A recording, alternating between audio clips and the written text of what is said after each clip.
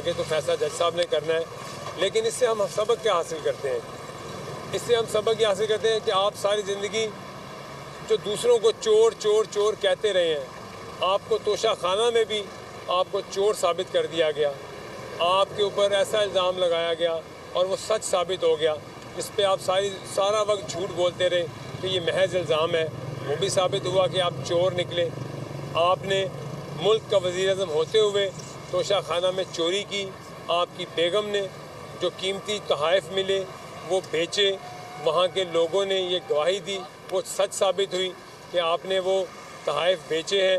आपके ऊपर ये आपका इखलाकी फ़र्ज़ है कि आप जब स्टेट के आप हेड हैं, आपको लोग तोहफ़े देते हैं दूसरी स्टेट के हेड, और वो आप अपने फ्रंट मैनों के थ्रू आगे जाकर नहीं बेचते। आप उनको छोटी सी कीमत अदा करके आप वो पैसा लेकर और आप अपने फ्रंट मैनों के थ्रू वो पैसे कमाते हैं। आप क्या हमारे लिए शर्म की बात है कि हमारे मुल्क का वज़ीर-ए-आज़म, एक साबका वज़ीर-ए-आज़म, एक तो चोरी में तोशा खाना में चोरी साबित हो गई और वो चोरी के इल्ज़ाम में उसको सज़ा हुई है। आपके ऊपर साइफ़र के ऊपर भी साबित हो गया कि आपने इस मुल्क के साथ मजाक खेला, आपने इस मुल्क के साथ मजाक किया, उसमें भी आप सज़ा भुगत रहे हैं। आपने अपने मुल्क से ऐसा मजाक किया है, आपने अपने मुल्क के साथ वो किया है जो शायद हमारा दुश्मन भी ना हमारे साथ करे।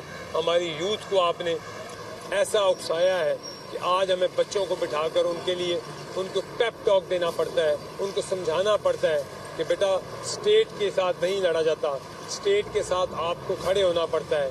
ये स्टेट है, ये मुल्क है तो हम हैं, पाकिस्तान है तो हम हैं। हम अपनी ज़ात के लिए अपने लोगों के छोटे छोटे बच्चों को ना लेके आए सड़कों पर।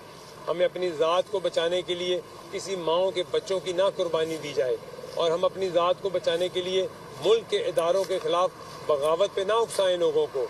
ये है हमारी रवायात, ये है लीडरशिप। इसलिए हम लीडर बनाते हैं लोगों को, इसलिए हमने ऐसी जद्दोजहद की थी, ऐसे पाकिस्तान के लिए, ऐसे लीडरों को लाने के लिए हमने जद्दोजहद की थी।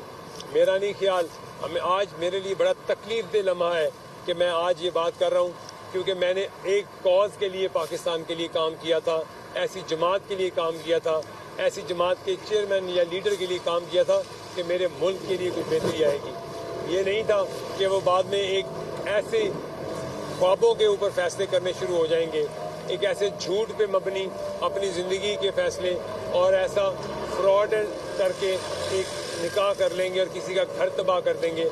आज वो मानिका साहब भी यहाँ बैठे हुए थे और वो अपनी जो ऐसी दुख भरी दास्तान सुना रहे थे, उस पर दुख होता था कि उनका घर टूट गया, उनका घर तबाह हो गया।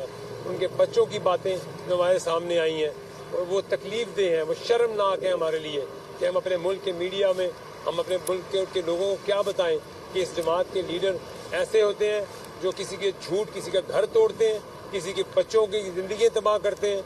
मेरे ख्याल से मैं तो आप लोगों को यही कह सकता हूँ कि प्लीज़ अपने बच्चों को, हम अपने मुल्क की खैर करें, अपने बच्चों को ऐसे लोगों से दूर करें जो कि मुल्क में अनारकी और लड़ाई और नफ़रत की फ़ज़ा पैदा करते हैं। और इंशाअल्लाह पाकिस्तान आगे जाएगा।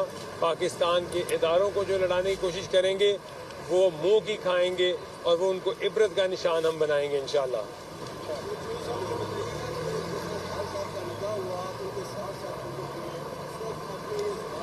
क्यों उठाया था? बिल्कुल उठाया था और हमें गलत बताया गया था, बिल्कुल पूछा गया था। ये मुफ्ती सईद साहब का भी बयान है, उस वक्त पूछा गया था तो उनका गलत बयान था। टाइम पूरा हो चुका है।